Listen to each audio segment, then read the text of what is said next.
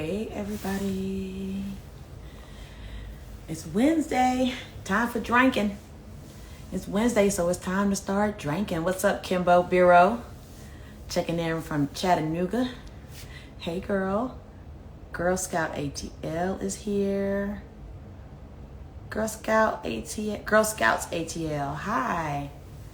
How are y'all? Thank you for being here. I don't know if that's the official Girl Scouts ATL, but I did, once back in the day, I did a beer and Girl Scout cookie tasting, which was so fun. It was really fun. Girl Scout cookies are among my favorites, so we did a pairing of Girl Scout cookies and beer. And I think it was like sweets, actually, all together. 11 a.m. is here. Sandy Cap, ATL 19. What's up, bro? How you doing? I owe you a call, man. We've got to catch up. Thank you for being here. I see a couple of other people here. Thank you so much for being here for Beer versus Wine. Beer versus Wine. I have not already been drinking either. I'm just fumbling over my words because it's Wednesday. And what's up, Amanda, Mickey?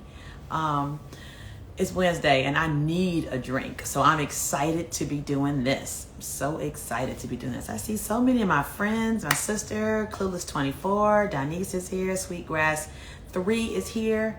What's up, folks? Thank you for coming and joining for the second installment of Beer versus Wine. Just to catch you guys up on kind of what I've been doing.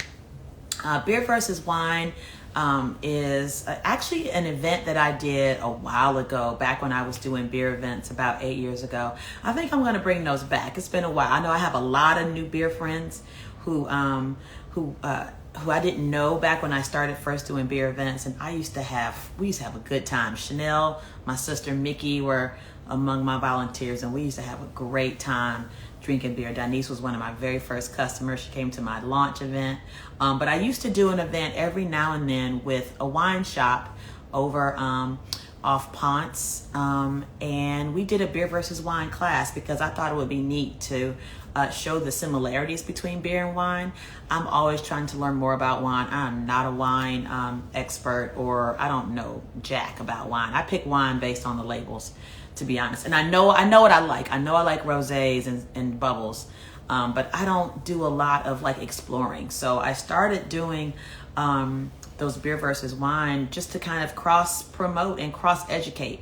And then fast forward to a few years ago, I met Billie through one of our mutual friends named LaCoya, and found out that she loves wine just as much as I love beer. So I've been trying to do these lives and these sort of interactive events since the pandemic happened, and just as a way to kind of stay fresh and connect with you guys, since we're not connecting as much as we used to.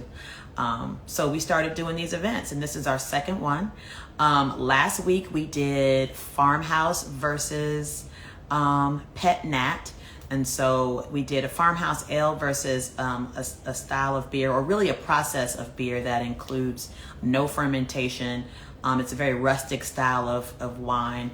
And it paired very well with the farmhouse because farmhouse is a very rustic style of producing beers.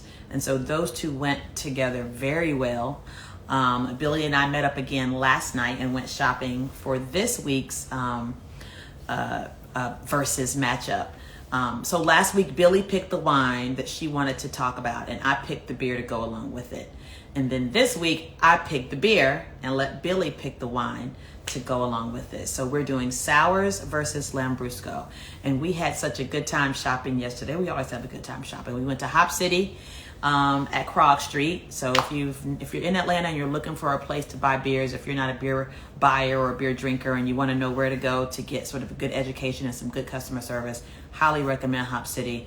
Sam at Hop City is incredible. He's really, really good and just knows his stuff about beer and wine. So yesterday we went in and we started just tasting off the bat. We got some stuff off tap and I found a sour. I knew I wanted to do sours this week. Sours are my favorite summer style. I love all kinds of beers, but in the summertime, I really do like me a good crispy tart sour, just kind of take the edge off. So I knew I wanted to do a sour, and I spoke with Sam there at Hop City. he ushered me through the store, and we found some stuff that we really like to taste. We like the taste of, and it was incredible. So I see Billie has joined. I'm going to invite her up. As I do that, comment below. Let us know what you're drinking, what you're sipping on tonight. I know I have the beer and wine that Billie and I are pairing tonight, but let us know what you're drinking in the comments. Thanks, bro. Thanks, bro. You know what? I just pulled on a little bit. It's the lipstick. The lipstick makes it seem like I really did my face, but I actually just did little eyebrows. I got to fill those in because they be acting up. Put a little cheek color on and some lips. That's it, man. Thank you. Thank you so much. That look beautiful. I love that. Chanel has Goza. Ooh, so Chanel, we're kind of on the same wavelength tonight. I bought a very interesting sour, by the way, Chanel, that I got to get you one. It is a 7% sour, an Imperial. You know, that hardly ever happens. Hardly ever happens. So I'm going to go to Vino Van. I think I can ask her to join. I don't really think I know how to do that without tearing something up. Okay, I don't have a request to join, so I'm going to invite Vino Van to join me. I'm gonna go through this, y'all, real quick. Vino Van, invite her to join. So while we wait for her to come up, there we go. Accept. Here we are. Got you. Hey, boo boo. Hello. Hey, it's Wednesday again. It's Wednesday again. Yeah, it's Wednesday again. I was just asking people what they were drinking. Okay. My friend Clueless 24, she's on red blends tonight. Let us know which red blends you are on, Clueless 24. We want to know. One Rich Queen Bee. I like that Instagram name. She said her favorite is Chardonnay by Cupcake Winery. Any suggestions on a Chardonnay that you like? Oh, yes, I have several. So if you like the Cupcake Chardonnay, then that tells me that you may like a Chardonnay that has a little bit of oak on it. So there are quite a few. I know a lot of you all have probably heard of Rombauer. That's a really nice. They make a really nice Chardonnay. Oh, really sorry. Nice oaky Chardonnay. But then for me, I do tend to like Chards that are unoaked or seeing just a little bit of oak. So I'm definitely a lover of Chablis. And I think, Jenny, you and I had kind of talked about the Chablis the other day when we were shopping. You were educating me on what that actually means, Chablis. Yeah. So yeah, Chablis are really nice. You actually, you will taste the, most purest form of the Chardonnay grape, exactly what that grape tastes like without any oak aging or anything like that. So yeah, I love a Chablis. Yeah, I do too. Chanel is drinking a Cigar City Goza, to be precise. Ooh. She wanted to let us know exactly. That is a very good Goza, by the way. Very good Goza. Anyway, so I was just before I invited you up, I was catching everybody up on last week, kind of how we got to today, how we started this exchange, and I gave them a recap of last week and told them this week I picked the beer, which is a sour. I'm going to show you guys the can. It's called Sheesh. Sheesh. I love that name. It has 3 E's in it. Look at the artwork. Right. And when you taste it, that's what you say. That's what I said. And when I tasted it, I was like, ooh, can't believe it. Billie, I don't have my glasses, but I believe it says it's a sour ale with raspberries, lemon, hazelnut, chocolate marshmallow, coconut cream, and vanilla. Absolutely right. All of that. Look at that. Look at that. I see some people checking in, but Nanita, Black and Brew Chicago. What's up, fam? How you doing? Hey, Brew Jess is here. So this is the beer I chose, which is a sour, and it is beautiful. Did you pour yours up already? I sure did. Pour your wine. Okay. I poured both. Now, Billie, you show them the wine while I pour my beer. Absolutely. So immediately, when I tasted the sour beer that Jenny chose, the first thing that came to my mind was a Lambrusco. So I have this Lambrusco right here, and it's from Emilia, Italy. Not to be Now, okay, let me just go ahead and because we had a conversation about Do your thing. Lambrusco, right? We So, did. Let's bust some right, myths yeah, right let's out the do that. gate. Let's Let's do it. do that. Because I was So, telling Billie in college, me and my friend Kendra used to love us a Reuniti Lambrusco with the Swiss off cap. listen, It was and that's affordable and delicious. it was, and it was not. There's nothing wrong with that whatsoever. So, all of the Riuniti drinkers that are still out there, drink your Riuniti, okay? Drink it. But yeah, so a lot of times when people hear that, they kind of think that it's just like this really juicy, sweet style of red wine. But Right. honestly, Lambrusco is made in several different styles. So you can have a juicy, sweet Lambrusco like the Riuniti, or you can have there are also more drier styles of Lambruscos that are just like really refreshing. They're dry in a sense where they're not super sweet, but they do have some fruit. It's usually like dark fruit, berries, which is, why that was the first thing that came to my mind as soon as I taste Jenny's beer that she chose. Because, and look at the colors here. Hold those up again. Look at that. So yeah, and the Lambrusco that I have has some bubbles, so it's sparkling, but it's not a true like it's not coarse bubbles. It's more like a nice little fizz on the palate. And I don't have you had a chance to smell it? I did. So wait a minute, back up. You said Mhm. coarse bubbles. By coarse, that is like the size of a bubble, or like Um, how rocky it may be in your mouth, how it's the bubbly. mouthfeel, yeah. Okay. Because some bubbles are really okay, like your champagne bubbles. Some of them can be like really fine bubbles, but they're a Yeah. little more, rigorous. The Yes. cava bubbles, the bubbles that are in cavas are Yes. the exact same, but the prosecco bubbles are Okay. soft and they're Okay. delicate, Yeah. and they're not very aggressive. I I'll put get it that that. way. I know what you mean. So That's a these really are kind of good, yeah. similar. So So yeah, just quickly, guys, sure. we got a chance when we got to Hop City to actually taste this beer before we tried it. So we cheated a little bit because last year we didn't taste it at first. I mean, last week Right. we didn't taste it at first. But it really did help Billie. Like immediately she knew exactly what wine to go Mm-hmm. with it. Yeah. So I'm going to start with the beer and I want to Sure. describe Let's do it. that.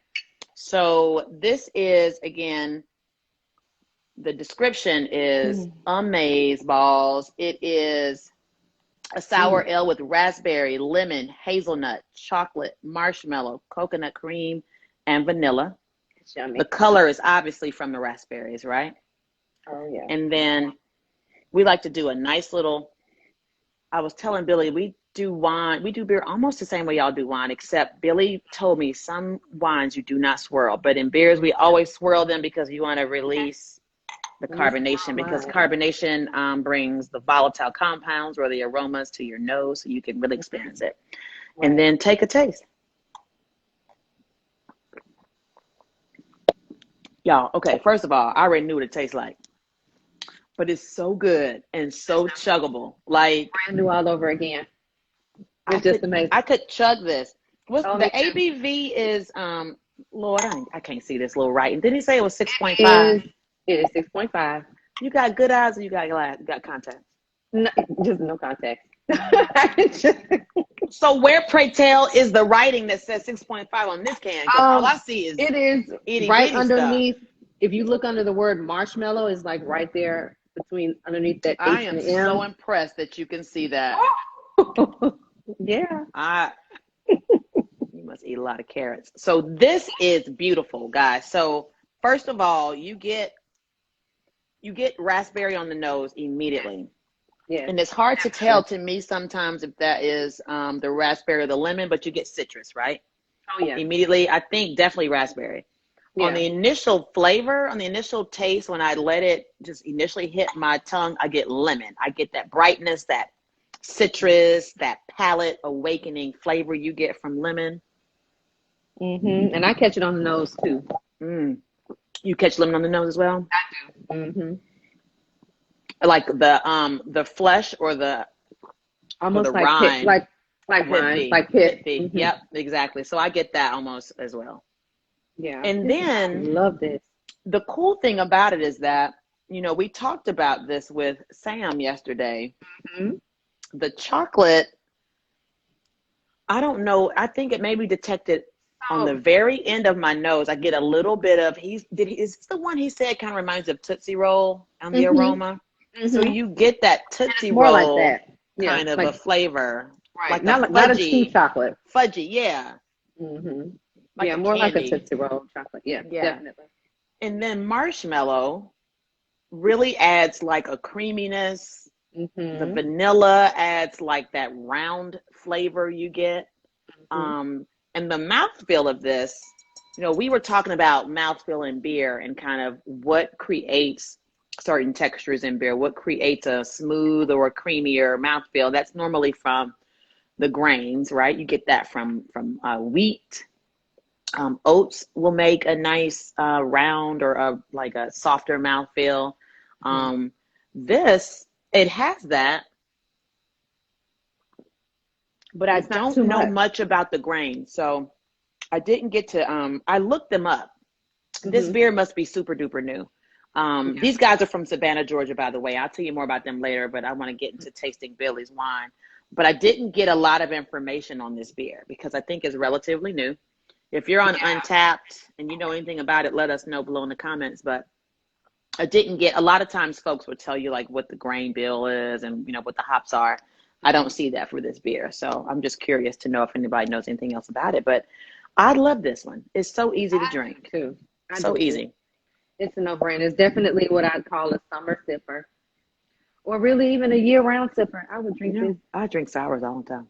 Listen, Yeah, yeah. definitely.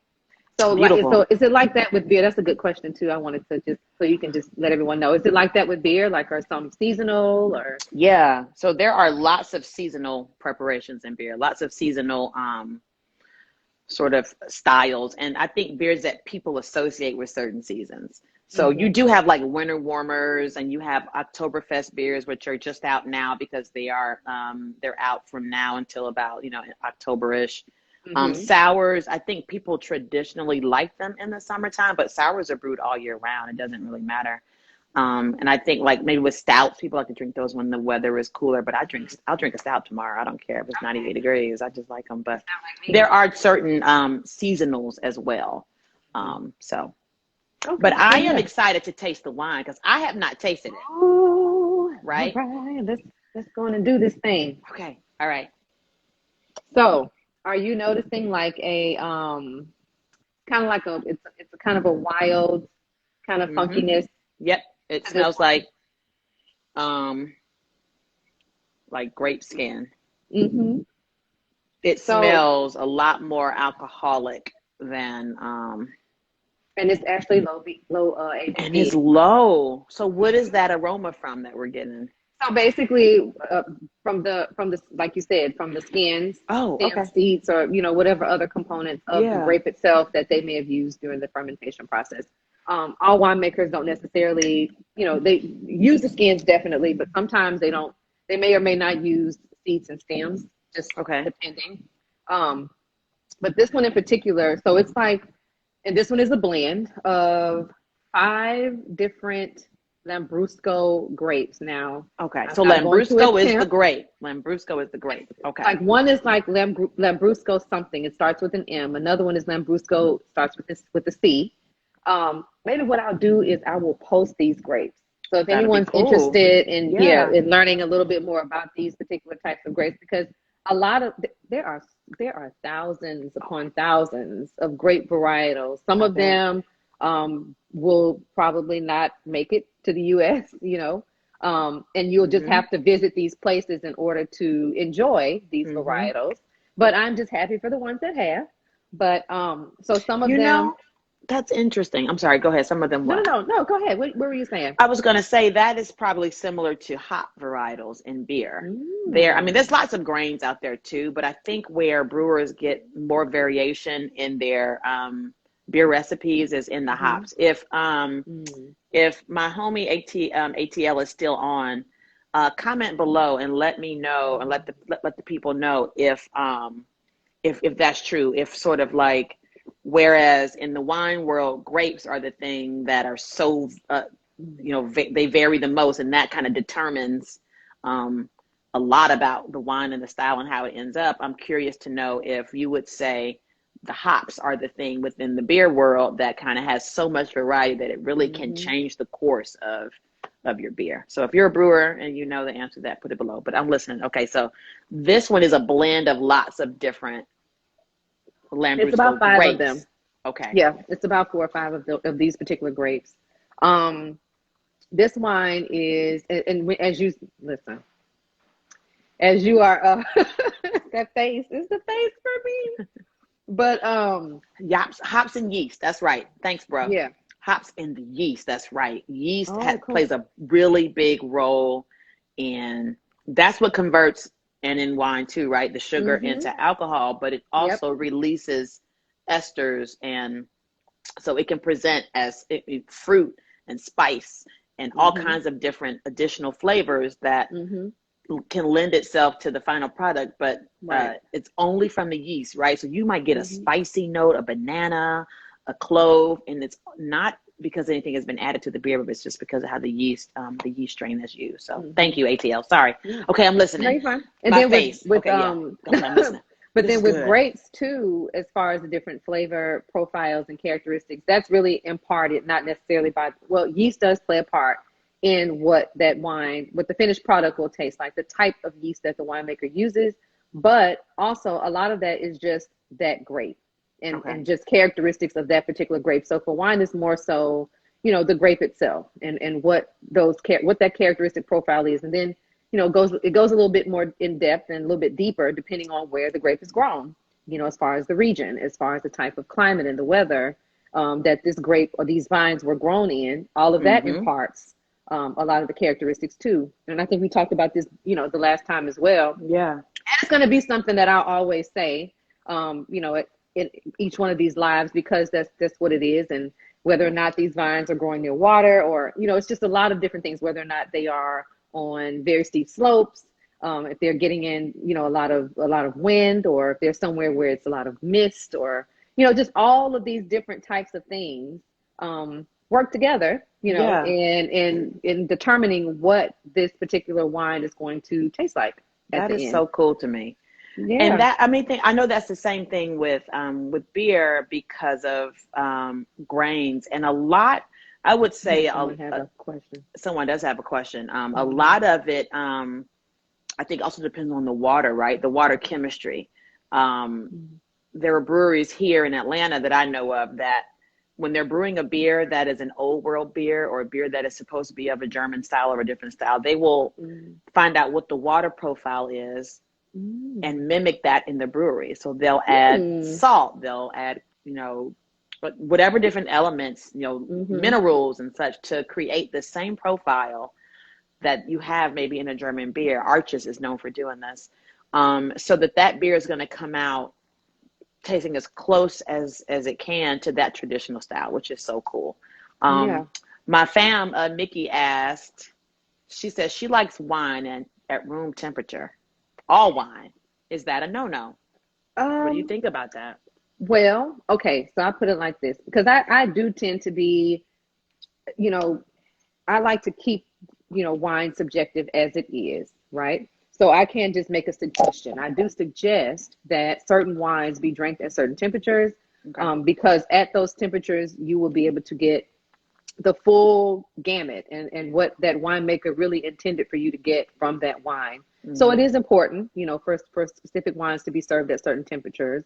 With white wines, I'm not going to necessarily give you a number, because sometimes it's a little bit hard. We're not going to be whipping out thermometers, testing the wine temperature. But what I will say is a nice rule of thumb for your white wines. You keep them, you chill them down really, really well.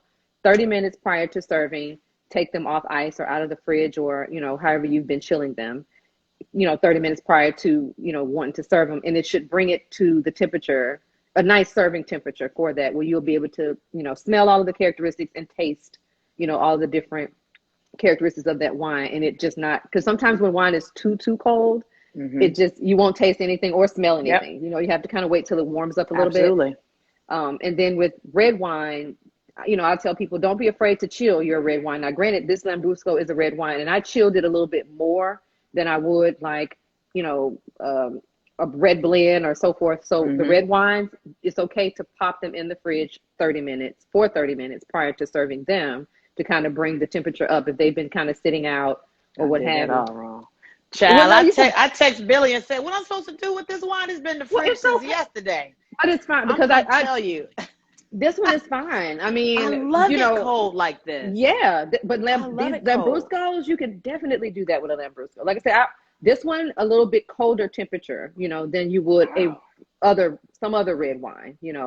And then you notice, like I was talking about the fizz, it's more of an effervescence. It's not really a Yes. true sparkling, type of mouthfeel, but more so just like a nice little, No, spritz I kind like of. it. It Mhm. has just as much bubbles as my beer. Mhm. Mhm. Yeah. If So you are yeah. just logging on and joining us, first of all, thank you for being here. I Oh, want to you're bring you welcome. up to date on where we are. We are tasting a sour beer called Sheesh, Mhm. brewed by Two Tides in Savannah. It's a Mhm. sour brewed with raspberry, lemon, hazelnut, chocolate, marshmallow, coconut cream, and vanilla. You know what? The coconut cream is probably giving it the Oh, that texture. creaminess.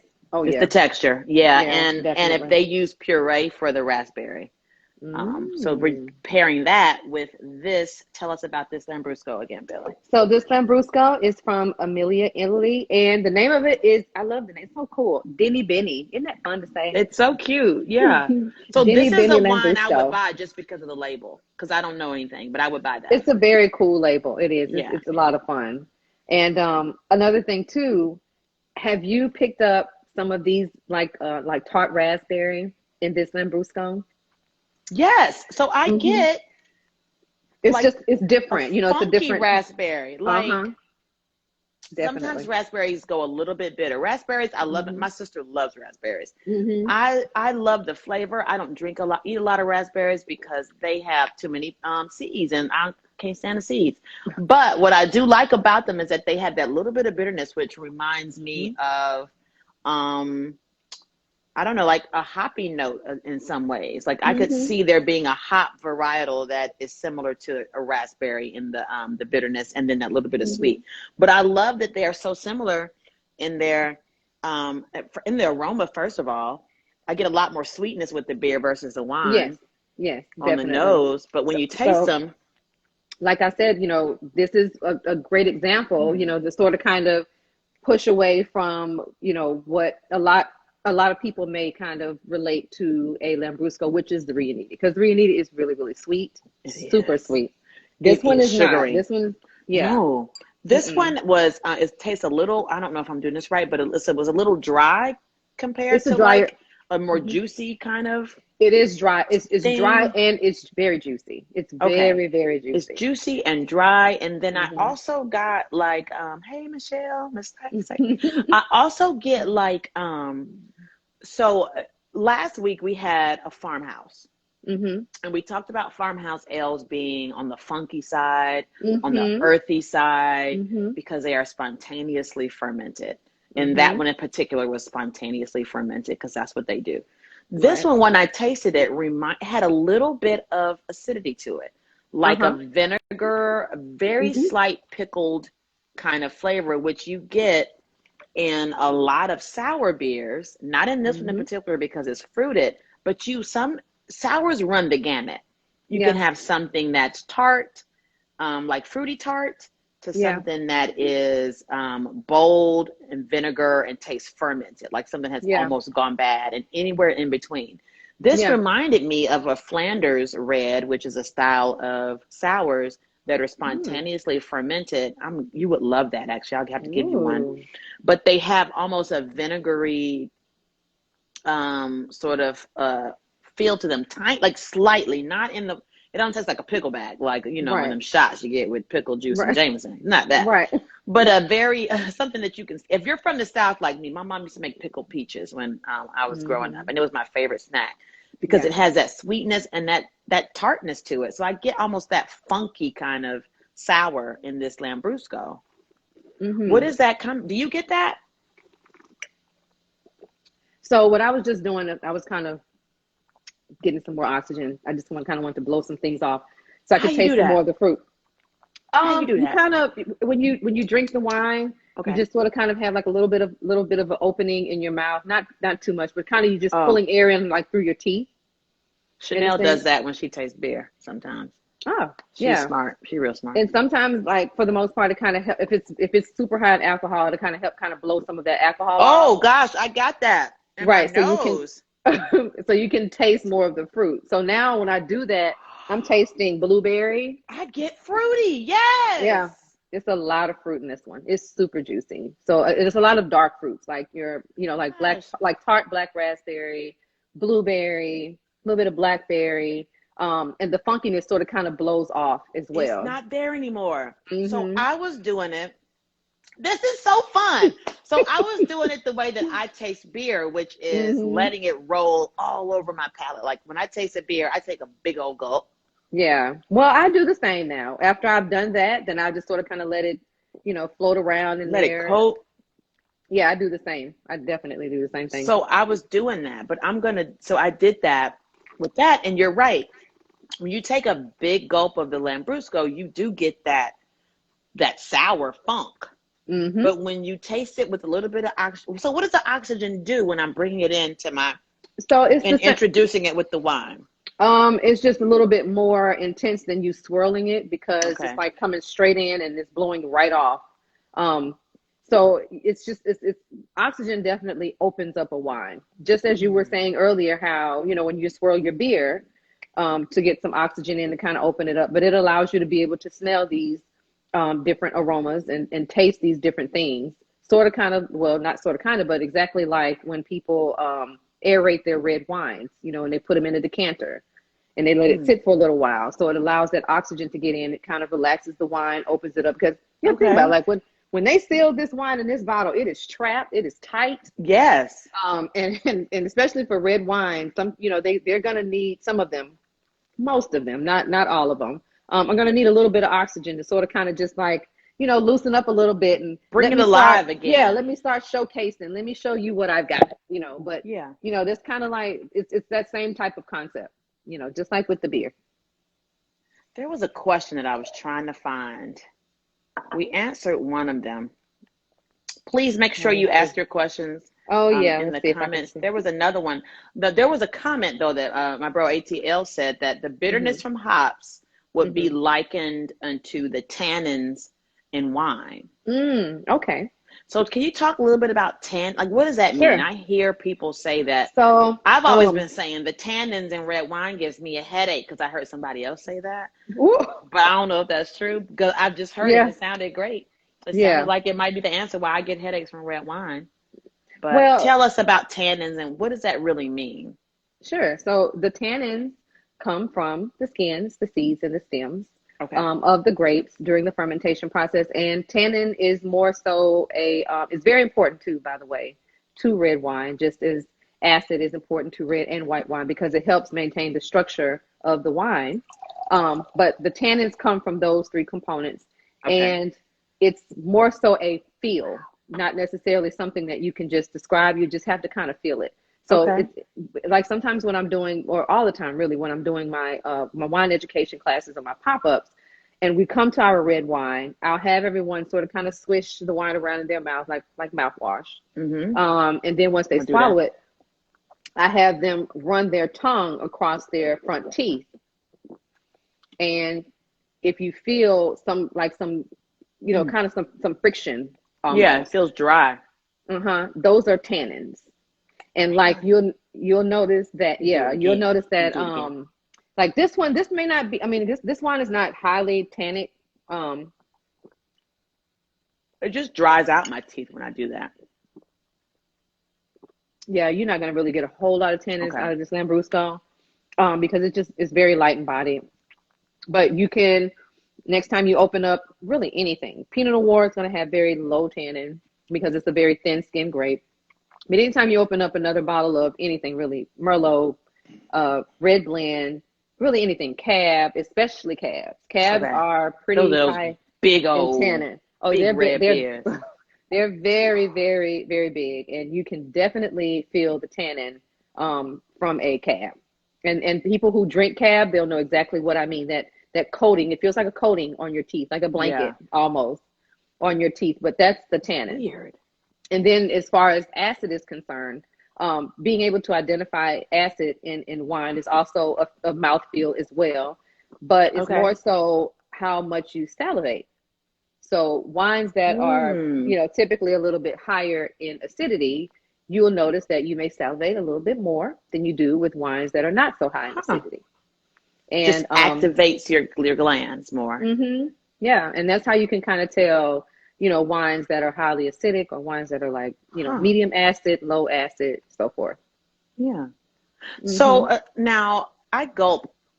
Someone said cabs are rough. Yeah. Cabs are rough. They are rough. I was going back to a comment by Vaughn 9833 who said, "Gulping Vino right up my alley." That's what I was doing earlier. I was gulping. I mean, hey, you know what? Hey, man, I just feel like it gives you enough flavor in your ear so you can know what's popping. Yeah, and especially this Lambrusco, it's very easy to just sit and just drink this. What did you say the ABV was on this one? 11.5, so it's low. That is so funny. I was telling you, low for wine, that would be a high ABV beer. Oh, my goodness. Like an 11% beer is like, yo, we're doing it over here. We doing it. Like, we don't really get much high. In fact, in Georgia, I think the legal limit is 15%. So you won't see a beer that's over 14.9. Like, sometimes I think they make them over that, but they don't have to say it. They put 14.9 on the label. But the legal limit for beer is like 14.9 here. Some states it's higher. Some states it's even lower than that. So I really love the fact that for y'all, a low ABV wine is 11%. Like, that's low ABV. And it's not even lower than that. And I didn't even know it. I mean, they have some Rieslings that are like 9% ABV. And that's very typical for a Riesling, especially one of that's more a fruitier style. Fruity, yeah. Or like a late harvest. Sometimes they can, be a little bit lower in ABV because they're a little bit sweeter. Okay. Than a drier style Riesling or like, what they would call a Trocken. So Trockens are like bone dry. Trocken. Okay. Is how they spell it, but it's super dry Riesling. They're delicious. I love them. They're very refreshing. Nice. They still have some fruit, but when you think of dry for a Riesling, it's not going to be as dry as like a Pinot Gris or something like that because of the grape itself. But dry for a Riesling would just be it's not as fruity or it appears as sweet on the palate as some of your other styles of Rieslings. So in beer, the dry finish sometimes comes from the water chemistry. And even sometimes a grain that you use, it may clean the palate or evaporate quickly, but a lot of times it's the water. In wine, a dry, that is determined by the style of the grape. It is determined by the process. It's determined in the fermentation process. A lot of, most of the time, like I said, just like in beer, when the yeast eats up the sugar in the juice, it converts it to alcohol. The more that the yeast eats up, the higher the ABV usually is the less in residual sugar, which equivalates to a drier style wine. Not as much, I guess I don't want to call it sweetness, but sweetness per se. You know what? That's another thing I learned when we were home brewing over at Soul Brothers was about what you're saying is like the temperature at which you ferment or you mash, that has a lot to do. You mash. So the mashing is when you add grains to water and boil it. And the temperature, or maybe I was talking to, might have been talking to Justin over at Arches. But the temperature, like you're saying as well, has a lot to do with the finish. ATL, if you're still on, give us some notes just real quickly about what you think makes a dry finish on a beer. I wanted to ask you, Billie, about sort of the process a little bit more with Lambrusco. And I'll talk about the process for making a sour beer, which it's a little different from making regular beers, but is there something particular that we need to know about process when it comes to Lambruscos? No, and that's the thing about wine, and I'm seeing that the interesting difference between wine and beer is some of the fermentation processes. Like you said, some beers are fermented differently than others. With wine, for the most part, it's the juice, the sugar, the yeast. Mm. That's it. As far as the process itself. Where the Neat. variations come in is the type of yeast, Okay. the temperatures of fermentation, like you just mentioned Yes. earlier. So Yes. those are the variants when in winemaking. But as far as the process in general, it's for the most part the exact same process, unless you're doing something else. Let's say, for instance, your sherry. Okay, so sherry's, Madeira. I want to say it's maybe some port wines. Port wine. Ooh, I love port So wine. some of those particular wines, I guess, they have a more intricate fermentation process, especially your sherries. They get to be pretty complicated. I can just recall, like in my studies, and I'm still, trying to figure that whole process out. But it goes through. It's called Solera, and it goes through like barreling, and so they pull some from another barrel, but they're stacked in a sense, and so they pull some from, so they pull them from one, and then you got to add this to this one in a certain amount of time, and then you pull that from that. But so it's the process is specialty processes like sherry's, and then Madeira is made with heat, which is something that most wines, your standard, I guess I want to say standard, but your traditional wine does not like. Heat is like not wine's friend at all. Wines tend to like cool, dark, dry places. But Madeira is made using heat. The wine is heated to a very high temperature in making Madeira. So it's certain types and certain styles that are different, but for the most part, the fermentation process is pretty much the same. It's just other things during that process that they may switch up. Like if they want, as far as the maturation or maturing the wine, whether, deciding which type of barrel they want to use. If they want to use American oak or French oak, if they want to use new oak or neutral oak or toasted oak barrels. I mean, or sometimes now, a lot of winemakers get a little funky and they use the bourbon barrel to age some of their wine. So, and I've even seen one that's used the tequila barrel. Wow. I mean, I've seen all kinds of stuff. I love that. Look at wine stepping outside the box. I mean, crazy self. What they crazy self. And look, the new world winemakers can do those things. It's the old world winemakers, they're sticking to you gotta stick to that traditional. Yeah. You know what? So we had that sort of division. Laws. So we have a law called the Reinheitsgebot, which is a German beer purity law. I knew that was going to be German. Reinheitsgebot. It means that beer has to be made from water, yeast, hops, and a grain. That's beer. And it's interesting because you'll see a lot of breweries now, a lot of brewers, and even like the Belgians who have pretty much their own style of brewing, kind of sway from that or deviate from that. But the German beer purity law says that in order for you to call your product beer, it has to have those 4 things in it. So that's a thing. And you said something earlier about, I think it might have been sherry or port with the blending of different barrels. There's a style in beer called Gueuze, which is spelled Gueuzue or something like that. Gueuze, not Goza, but Gueuze, which is different. But it is made from a mixing of different barrels of beer, different ages to create this one style of beer. And it's I think Gueuze is German, maybe Belgian. That sounds German, doesn't it? It sounds German. Yeah, it does to me. Yeah. It sounds very German. When you said it, I was like, oh, it sounds like German. And the way it's spelled. Yeah, they have those same strict laws.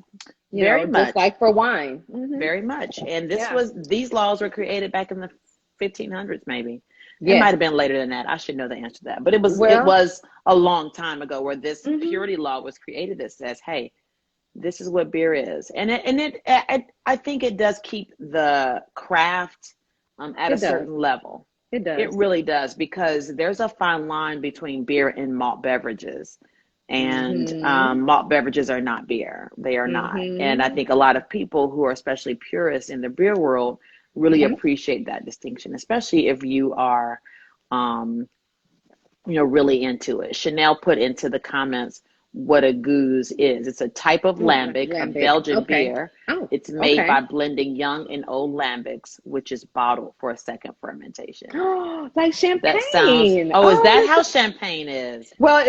yeah. So it's like that. So okay, so you're blending young and old lambics, but in champagne, they're blending grapes from different harvests. Okay.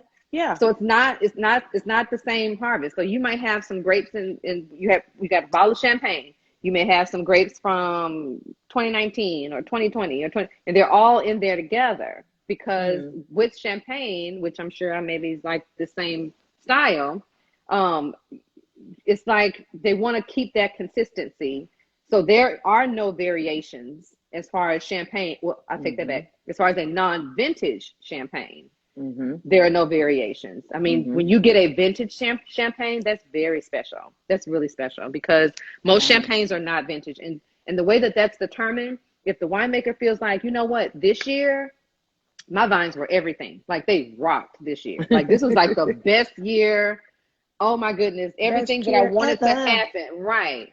And then they'll decide to make that particular champagne a vintage year because it Okay. was just like a It was really a good year. kick ass. Yeah, Yeah. it was a really good year. But outside of that, most majority of champagnes are non-vintage. And then Mm-hmm. someone asked about the cava.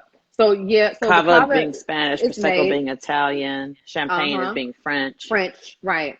So and then cava is made in the same method Mm-hmm. as as champagne is made, same, using three grapes, just like champagne uses three grapes. Mm. And then that's more traditional. Sometimes they'll do 100% Chardonnay champagne. Sometimes they'll do Chardonnay, Pinot Noir just by themselves. Sometimes they'll do Chardonnay and Pinot Meunier. But those are the three grapes. It's just Chardonnay, Pinot Noir, and Pinot Meunier. And the cool part Period. is, period, two of those grapes are red grapes. So Really? the only white grape is the Chardonnay grape. But the Pinot Noir and Pinot Meunier are two red grapes, and they make champagne. So That's yeah. awesome. hmm Chanel added some clarity about the Reinheitsgebot in year Ooh, 1516. I love the The law history. says only water, barley, and hops may be used to brew beer. Yeast was added Mm. to the list, known as the beer purity law, or Reinheitsgebot, when scientists discovered the fermentation. All right. Yeah, yeah. I can dig it. I love it. I love. I do Thank you, too. Chanel, for being on it. I know that's You right. must be watching on the laptop because I don't know how she's doing that and doing that. But hmm before I forget, I wanted to talk about sour beers and sort of the Okay. process for creating them. hmm And sour beers, you might, in a lot of cases like this, when you have the tartness from the raspberries, you have the tartness from the lemon. Um, Someone asked real quickly, is there beer without yeast? That is a no. Technically, any beer has to be made with yeast because hmm yeast, just as in the wine process, is used to gobble up all of the fermentable sugar that's in the wort to hmm create Yeah. alcohol. So yeast Yeah. creates alcohol. So you can't hmm have, I don't think, wine or beer Yeah. without anything that ferments has to have a yeast in it Has to have some kind of yeast. or Yeah. some kind of bacteria. hmm Right? Yeah. So it can be wild fermented, which Oh yeah. is when a beer is soured or is fermented with whatever is growing in the air, whatever's in the orchard at the time, whatever's in the forest at the time. Those hmm things can, because it's bacteria. Yeast is just bacteria, right? And so hmm those things that are in the air naturally can spontaneously ferment a hmm beer. So you could have a beer Yeah. that you don't technically add yeast to, but there is hmm bacteria in the natural flora and fauna where you are hmm creating this beer and having it wide open that can Yep. produce alcohol. So Yep. that's a good question. So I guess technically you can make a beer without yeast, but you have to have a bacteria Of some because the sort. bacteria is the thing that creates the alcohol. As hmm Excited to Feast says, we love yeast. That's right. It's the thing. hmm It's the Okay. thing. So in this case, Brettanomyces, which is a souring type of yeast, in most sours is used to create that sour strain. You also get some other organisms Brettanomyces is more of a spontaneous, but you also get sort of that so there's another one called lactobacillus, and we see that a lot nowadays. gosh, what's the other one called? I put it on my laptop because I was going to forget. I knew it. Lacto and pediococcus. I'm sorry. So there are organisms that can be introduced into the brewing process. And like the yeast and bacteria, they consume the available sugars and create alcohol. But they also create other flavors. As my brother, ATL, was saying, the yeast is the thing that really can direct like the flavors, like the grapes do. Like kind of really can direct the off flavors or the additional flavors you get, and creates sometimes different flavors that have nothing to do with the ingredients. You might, German beers are very well known for that, sort of a Hefeweizen, which is a beer that will give you clove and will give you banana on the nose. It's a wheat German beer, but it has no banana and no clove in it.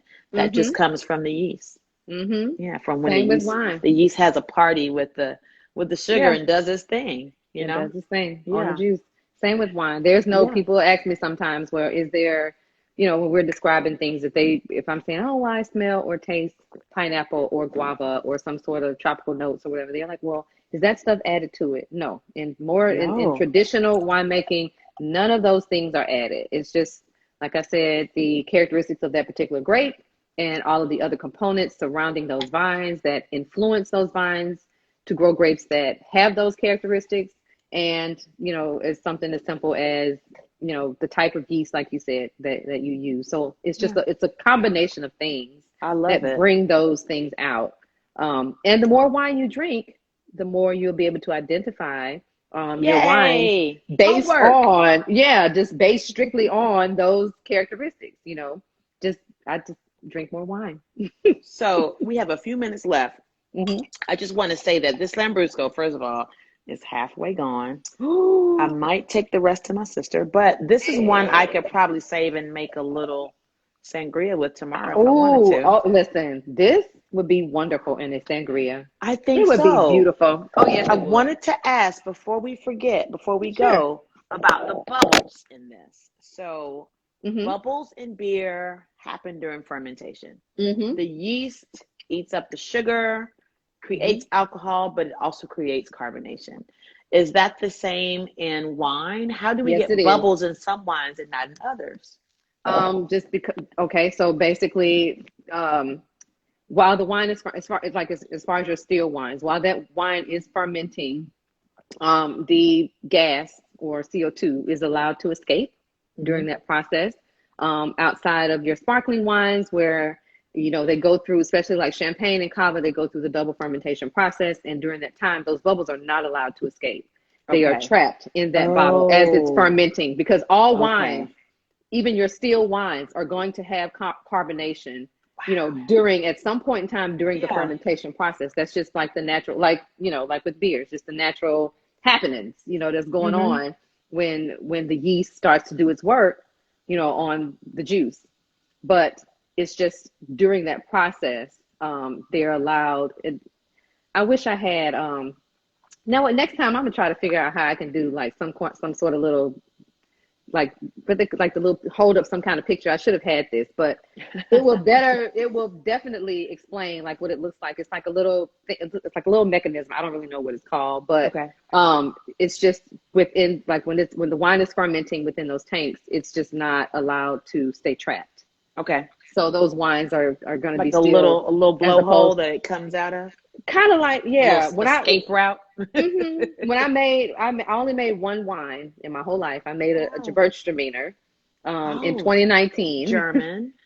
Yes, and it was a German Gewürztraminer, and I was able to just actually see the whole process, and it was amazing. It was so much fun. It's a difference when you're learning about it and you're reading about it in a book, and then you actually, are hands-on. I agree, it's a completely Billie. Different experience. I agree. The next time we do a brew day, I want you to come. So I founded and I'm a part of a group called Craft Women Connect, which is here in Atlanta, but we're also beyond, thanks to social media.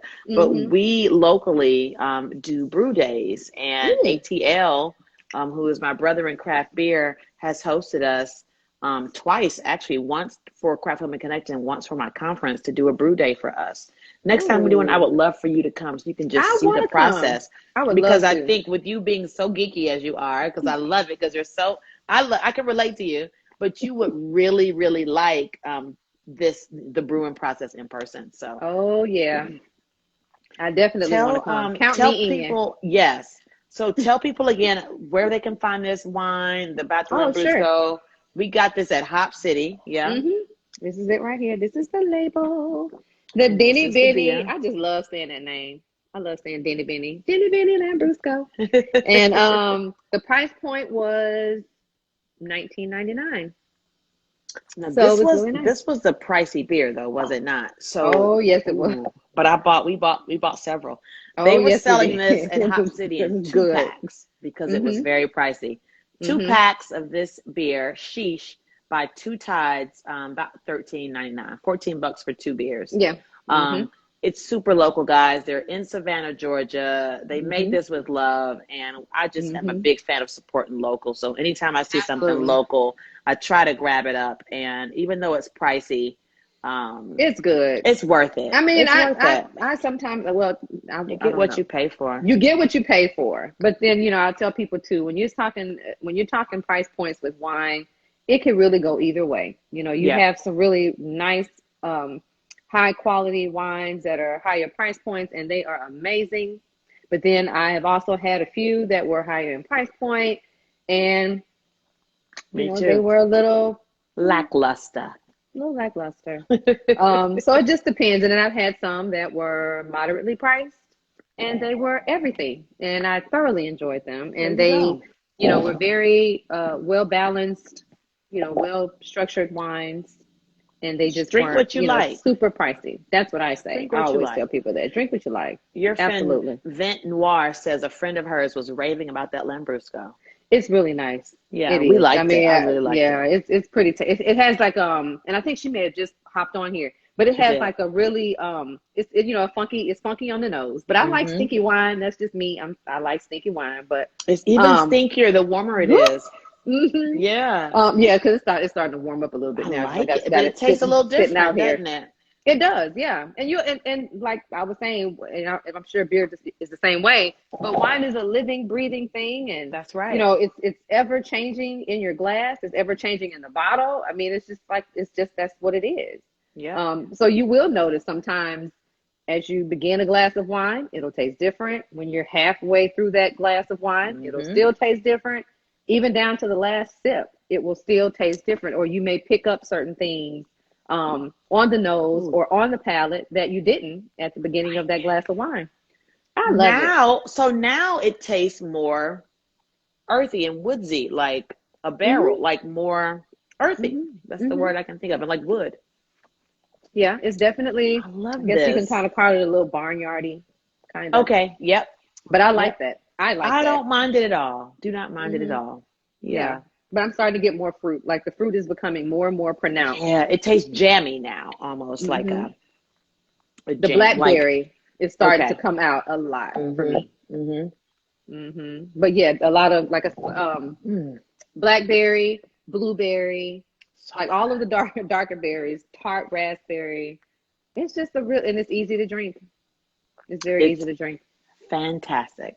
I think we have Mhm. done it again, friend. I think Oh that yes, we we did have. a We did it. great pairing with these two, Sour versus Hmm. Lambrusco. Right. And I want to thank you for doing this series with me. It has Listen, been so much fun. it Next has. week, I've we're going to enjoyed. try to be in the same place, y'all. We're going to try to be over here on this little Mm. screen. Are we supposed Listen, to we're gonna turn get the on there. phone that way? You know Turn the what? I phone? don't know. I don't know. That's We're a going good to figure it question. out. If it look crazy, y'all let us know. But we're We're going to gonna be in be the there. same place, which will keep us from Hmm. getting too lit. Right, because we can share. Because we can share. Um, and I just want to thank you for doing this with me and everybody who has joined, y'all. I see some folks joining at the very last. We're about to go, Riz. I'm sorry, Riz just joined us, and so did I San, my appreciate homie from high y'all. school. Thank y'all This so is so much. much fun because I It just is love fun. learning. Me I love too. sort of the cross-pollination between the two and trying to make it all kind of Hmm. make sense to us. So Yeah. Yeah. thank you for educating my peeps. A lot of my friends were on here tonight. Cool And I beans. thank you for your friends who were here to Oh learn more yeah. about beer as I well. saw some So wine folks. Hey y'all. I saw some too. Absolutely. Absolutely. Y'all make sure you follow at Vino Van LLC and Hmm. at ATL Beer Boutique. My friend Christmas says she'll drink in our honor, even though she was late. Go ahead. Yeah, have Oh, your I drink. know You that's too, right. San. You too, San. Go have a drink.